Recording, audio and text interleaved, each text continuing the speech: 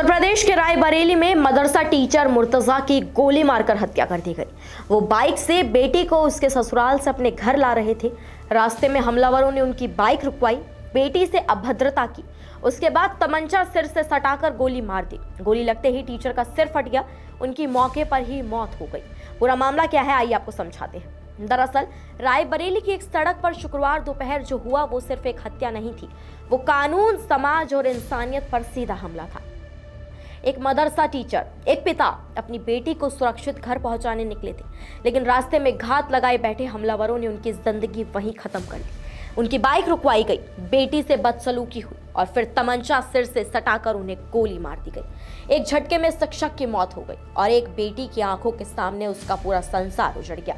घटना ढी थाना क्षेत्र के रोखा इलाके में CHC के पास शुक्रवार करीब 3:30 बजे की है। मृतक की पहचान 45 साल के मुर्तजा के रूप में हुई है, जो नसीराबाद थाना क्षेत्र के पूरे पाठक बिनावा गांव के रहने वाले थे।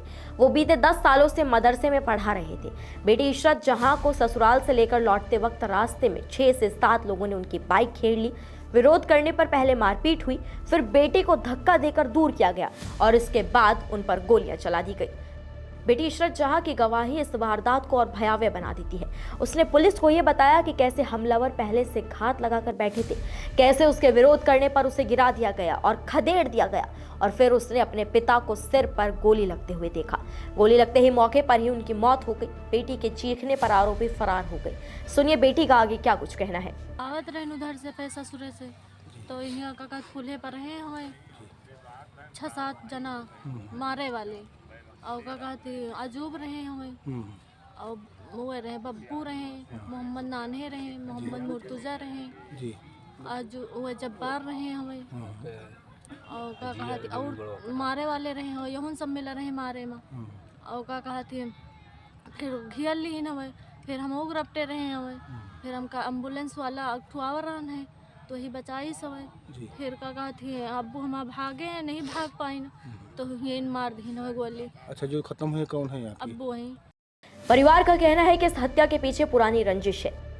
मृतक के भांजे के मुताबिक कुछ समय पहले इलाके में अवैध असला फैक्ट्री पर पुलिस की कार्रवाई हुई थी।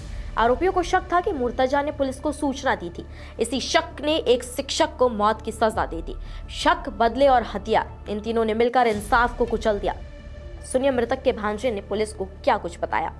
मोहम्मद तौसीफ। पिताजी का नाम? मोहम्मद मोहसिन। कहाँ के रहने वाले हो? मैं थाना फुरसतगंज, जिला अमेठी का रहने वाला हूँ, पूरे देव। आज क्या घटना घटी है? घटना ये घटी कि हमारी सिस्टर को लेने गए थे, मामा की लड़की शादी हुई उसकी रोखा की, उसको लेने गए थे, वहाँ से लेके आ रहे थे। तब ये रोखा वाला अस्पताल है, वहाँ पे 6-7-8 लोग थे। तो मामा की बेटी थी, वो पहचानी है, हम तो पहचाने नहीं थे। 6-7 लोग थे, मामा को गोली मार दी है नहर पे, बड़े वाले नहर। घटना वहाँ पे इनके घर में, मोहम्मद अजूब के घर में असलाह की फैक्ट्री लगी थी सर। वो बेच रहे थे, किसी के कारण पुलिस को सुराग मिला, पुलिस उनको पकड़ी तो उन्होंने शक किया कि मामा ने पकड़ाए, बस इसी बात की दुश्मनी थी। जो खत्म हुए कौन है? ये हमारे मामा हैं, जिनको गोली मारी गई। जी।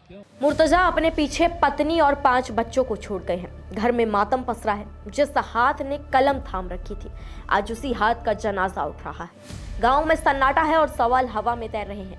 क्या शिक्षक होना अपराध बन गया है?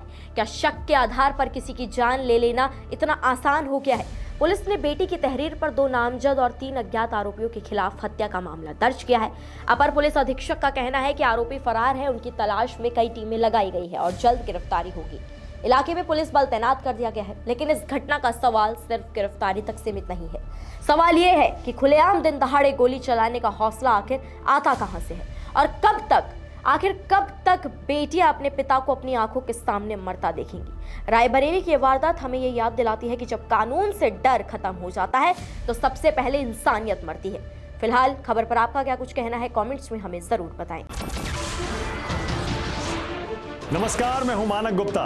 अगर आपको हमारा ये वीडियो पसंद आया हो तो इसे लाइक और शेयर जरूर करें और हाँ, हमें सब्सक्राइब और फॉलो करना ना भूलें ताकि आप देश और दुनिया की कोई खबर मिस ना करें। तो जुड़े रहिए हमारे साथ और देखते रहिए News 24।